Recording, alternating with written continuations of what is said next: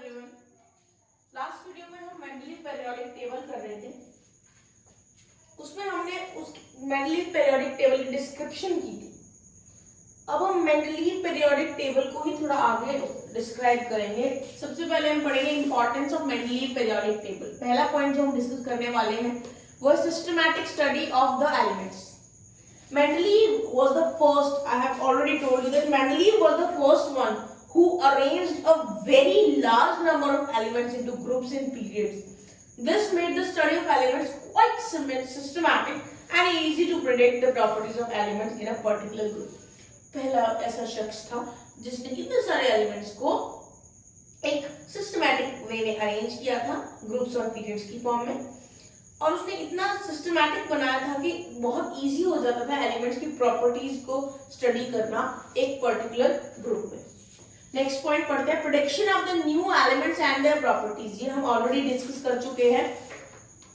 तो मैंने आपको बताया था किस तरह से उसने नए एलिमेंट्स को डिस्कवर किया था, नए एलिमेंट्स को प्रिडिक्ट किया था जो उस टाइम पे डिस्कवर नहीं हुए थे। उसने प्रिडिक्शन की उसके बारे में और ज्यादातर प्रॉपर्टीज सेम ही आई थी।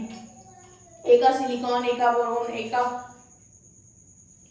ये आपको याद ही होंगे, एक का सिलिकॉन जो था वो जर्मेनियम के लिए था, एक का एल्यूमिनियम जो था वो गैलियम के लिए था, एक का बोरोन जो था वो स्कैंडियम के लिए था। ये आपको याद होगा, पिछली वीडियो में मैंने ये डिस्कस किया था। करेक्शन ऑफ एटॉमिक मासेस, ये भी मैंने पिछली वीडियो में बताया था कि मेंडलीव पीरियोडिक टेबल ने बहुत सारे कुछ ऐसे एलिमेंट्स थे जिनके एटॉमिक मास को करेक्ट किया था, जिससे कि मैंने आपको बताया था आर्गन के केस में किस तरह से पोजीशन चेंज की थी। एक और एग्जांपल बताती हूँ। एटॉमिक मास बेरिलियम का उसने करेक्ट किया था। एटॉमिक मास बेरिलियम का 13.5 था, उसने करेक्ट करके उसको 9 किया। ऐसे ही उसने अपने टेबल की हेल्प से atomic mass indium, gold, platinum इनका भी करेक्ट किया था। तो उसने करेक्ट किया काफी एटॉमिक मास काफी सारे एलिमेंट्स का। अब मेंडलीव पीरियोडिक टेबल की इंपॉर्टेंस पढ़ने के बाद अब हम पढ़ेंगे defects of Mendeleev periodic table. कुछ तो कमी थी जिसके कारण मेंडलीव पीरियोडिक टेबल को छोड़ के आज हम मॉडर्न पीरियोडिक टेबल पढ़ते हैं। तो वो कमियां आज हम पढ़ने वाले हैं। सबसे पहले पोजीशन ऑफ हाइड्रोजन। हाइड्रोजन को ग्रुप 1 में प्लेस किया था मेंडलीव ने, लेकिन उसकी प्रॉपर्टीज ग्रुप 1 एलिमेंट के साथ साथ ग्रुप 7A एलिमेंट मतलब हेलोजन से भी रिजेंबल करती थी, इसीलिए उसकी पोजीशन अनसर्टेन थी, करेक्टली डिफाइन नहीं की गई थी कि क्यों उसने हाइड्रोजन को ग्रुप 1 एल्कली मेटल्स के साथ रखा।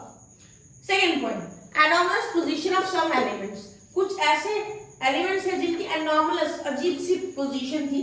मेंडलीव पीरियोडिक टेबल उसने अरेंज किया इंक्रीजिंग एटॉमिक मास के फॉर्म में एलिमेंट्स को, लेकिन इन कुछ केसेस में एलिमेंट्स जो हायर एटॉमिक मास के थे उनको पहले प्लेस कर दिया और लोअर एटॉमिक मास के बाद में प्लेस कर दिए थे।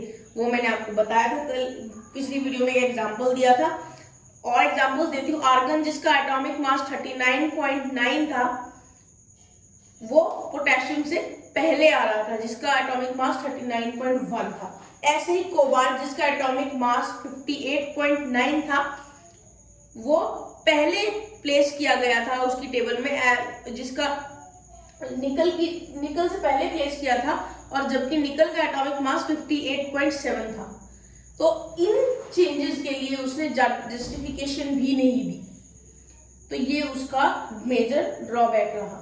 Position of isotope. आइसोटॉप्स तो हम सभी जानते हैं, आइसोटॉप्स वो होते हैं जिनके एटॉमिक मास डिफरेंट होते हैं पर एटॉमिक नंबर सेम होते हैं। आइसोटॉप्स उनकी प्रॉपर्टीज, केमिकल प्रॉपर्टीज सेम होती है, वो एक ही एलिमेंट की होते हैं।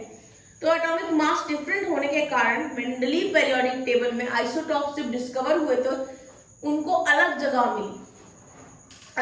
मिली। हालांकि उनको एक जगह प्लेस करना चाहिए था क्योंकि प्रॉपर्टीज सिमिलर थी, बट उनको अलग अलग जगह प्लेस किया गया because of their different atomic masses.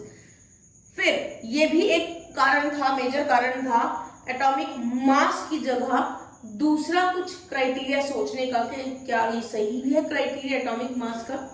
So 3 different positions should have allotted to the isotopes of hydrogen with atomic masses 1, 2 and 3 respectively. So 3 अलग अलग पोजीशंस जो है मेंडलीव पीरियोडिक टेबल में मिलनी चाहिए थी आइसोटॉप ऑफ हाइड्रोजन को, और मिली, अगर उसको रखेंगे तो मिलेंगी भी उनको 3 पोजीशन, अलग अलग पोजीशन मिलेंगी सेम केमिकल प्रॉपर्टीज होने के बावजूद। तो ये एक मेजर ड्रॉबैक था पोजीशन ऑफ आइसोटॉप्स का। फोर्थ ड्रॉबैक है no correlation of elements in sub groups. सब ग्रुप्स में प्लेस करने के बावजूद भी एलिमेंट में कोई खास कोरिलेशन नहीं था।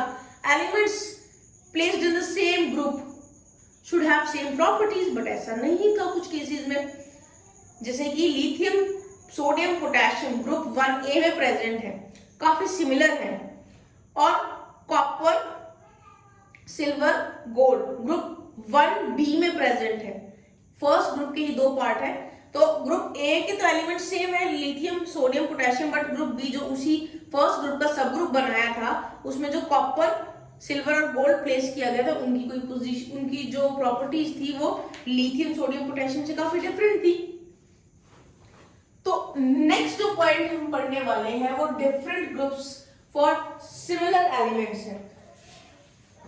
कुछ ऐसा भी उसने किया कि कुछ ऐसे एलिमेंट्स को अलग अलग जगह प्लेस कर दिया जिनकी प्रॉपर्टीज सेम थी, जैसे कि कॉपर और मरकरी, इनकी काफी कैरेक्टरिस्टिक्स मिलती है, पर कॉपर को ग्रुप 1B में प्लेस किया और मरकरी को ग्रुप 2B में प्लेस किया सेम प्रॉपर्टीज होने के कारण, और कोई जस्टिफिकेशन भी दी थी।